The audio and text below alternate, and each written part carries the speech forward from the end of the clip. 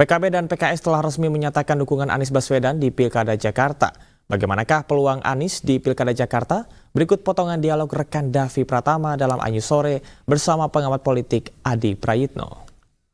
PKS resmi menyatakan dukungannya kepada Anies Baswedan, kemudian menyandingkannya dengan Sohibul Iman. Anda membacanya bagaimana kemudian pergerakan dari PDI Perjuangan, Mas Adi?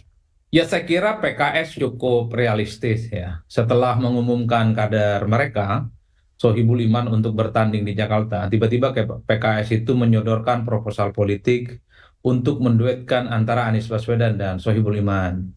Ini tentu adalah sikap politik yang cukup realistis karena memang kalau kita membaca hasil survei, Anies Baswedan itu adalah sosok yang saya kira elektabilitasnya paling tinggi, mengingat posisinya per hari ini adalah posisi mantan Gubernur Jakarta yang saya kira masih punya penetrasi dan basis yang cukup kuat di Jakarta.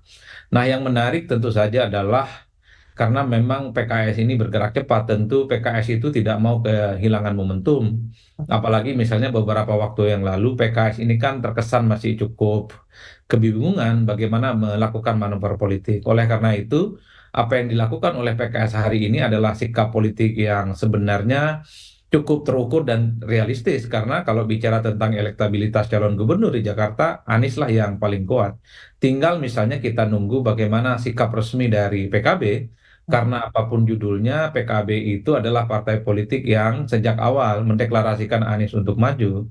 Tanpa PKB, saya kira PKS tidak akan bisa untuk mendaftarkan diri duet antara Anies Baswedan dan Pak Sohibul Iman karena kursi yang dimiliki oleh PKS itu tidak cukup. Kemudian yang menjadi tanda tanya itu lalu bagaimana dengan sikap politik PDIP? Ya, saya kira PDIP akan terus melakukan manuver politik. Salah satu opsinya mungkin akan terus meyakinkan partai-partai politik yang lain bagaimana PDIP juga punya kongsi politik, apakah menjadi bagian dari gabungan koalisinya Anies Baswedan ataukah akan menjadi bagian dari poros yang lain, misalnya dengan Kim atau misalnya PDIP itu membuka koalisi politik sendiri.